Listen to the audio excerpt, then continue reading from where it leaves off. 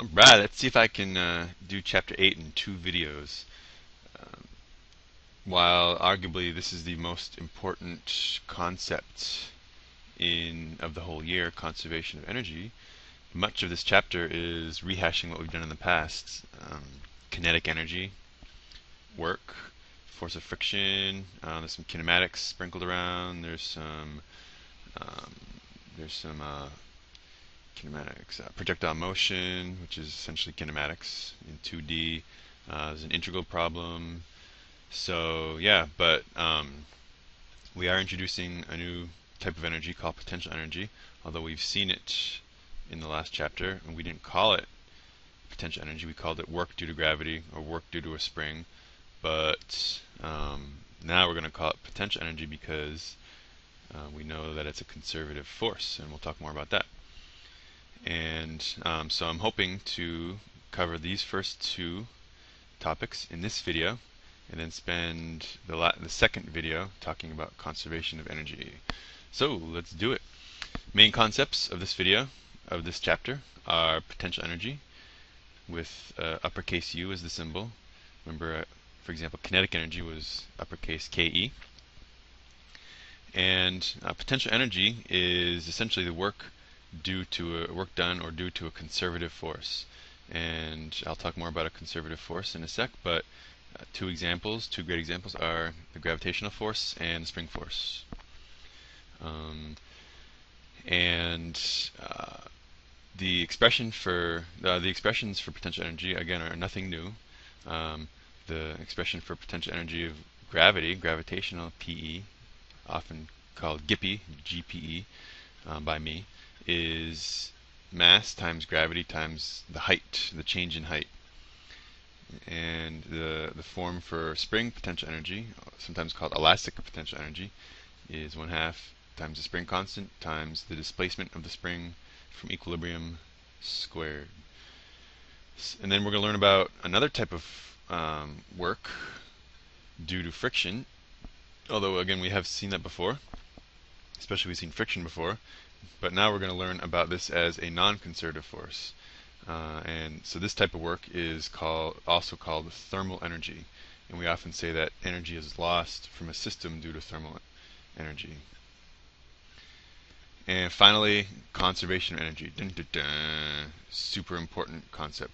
Arguably, again, the most important concept all year. We're going to see it a lot in future chapters. And it essentially is saying that the energy in an initial state of a system equals the energy in the final state of a system. And we call this, for example, this initial energy or this final energy mechanical energy. And really what it is the total amount of potential energy and kinetic energy in a system at a given time. And the conservation of energy states that this mechanical energy is conserved, which means it's not destroyed or created, or in fact even lost out of a system. It's just transferred from one form to another, potential to kinetic and vice versa. It's conserved as long as the system is closed to outside influences. And we're going to see how thermal energy plays a role in this in probably the second video. So,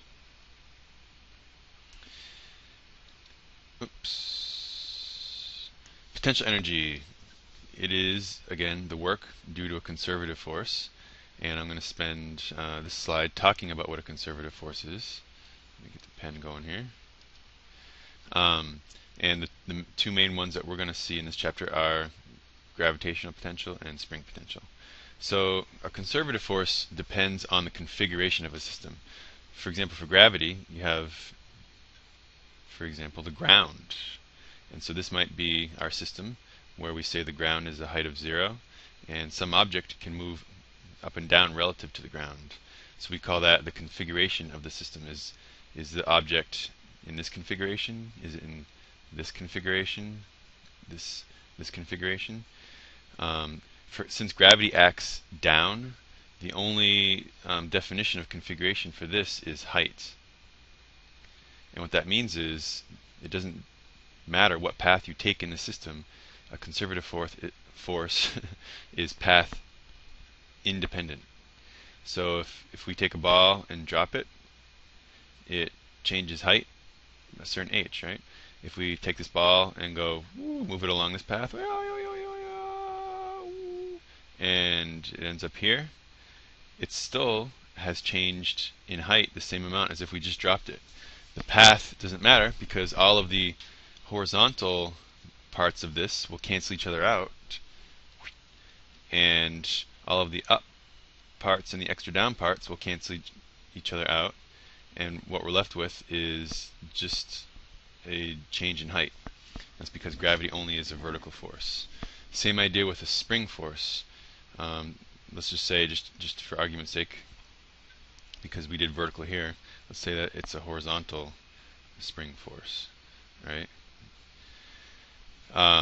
This force depends on the configuration of the system. So if the spring is stretched out by a certain amount, like this much, or compressed by a certain amount, that much, that is a change in configuration, and that will be a change in potential energy of a spring. It doesn't matter if we take this object with our hand and go move it along this path.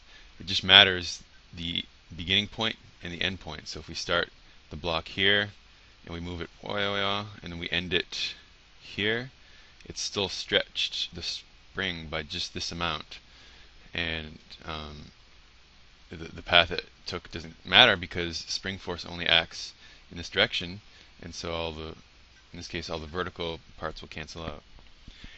The last thing about a conservative force is that it's reversible, meaning if you take it and move it out of its initial configuration, so if we take a ball and we move it down to the bottom of the ground,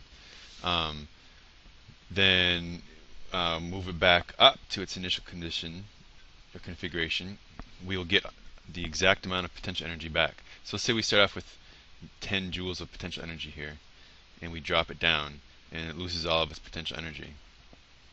Its gravitational force is reversible because when we bring it back up to this height, you'll have again 10 joules of potential energy. And the same goes for a spring. If we take a spring and stretch it, and then we move it back to its initial configuration, it will have the same amount of energy as it started with in terms of potential. So that is a very powerful concept. That in many senses makes kinematics obsolete, because if you take a ball, say you have a problem where like a ball is like moved like whoosh, right? You might first think, oh, I'll use kinematics and figure out like how long the path was, figure out all the angles that it went because it changed angle, and then this is probably calculus because it's changing at every moment, so I'll probably have to integrate or take the derivative, yada yada. No, conservation of energy is a very powerful concept. And these conservative forces are path independent, and so that really simplifies problems where kinematics would essentially almost be impossible to do, just too complicated. And to finish up this video, we have a non-conservative force, basically a resistant force like friction or air resistance or water resistance. The work due to these type of forces aren't called non-conservative. They're not reversible. And they don't depend on configuration. For example, if you have a box on the ground and it starts in this configuration, then you slide it along the ground over to here, it's going to lose some energy due to friction, and we call this energy that's lost thermal energy. If we move it back to its original configuration, all that we do is and we slide it back over here, all that we end up doing is taking out more thermal energy. We decrease the potential energy, I'll have to talk about that in the next slide, the mechanical energy. So sorry, I'll just hold off on that for a sec. But anyway, you can see if we move it back, slide it back to its original configuration, it doesn't gain the thermal energy that it lost. In fact, it loses more thermal energy from sliding. So this is not a reversible type of force. It can be converted back to potential energy or kinetic energy. And again, so we often call this thermal energy. You'll see some problems that ask you to find the thermal energy lost in this problem. That's basically wanting you to find the work due to friction. And typically friction is at least friction when two surfaces are sliding near each other, is a constant force. so we can have this nice expression for work. Nice, 10-minute video. Alright, so I'm going to stop here and spend the next video just talking about conservation of energy. Dun dun dun. Alright.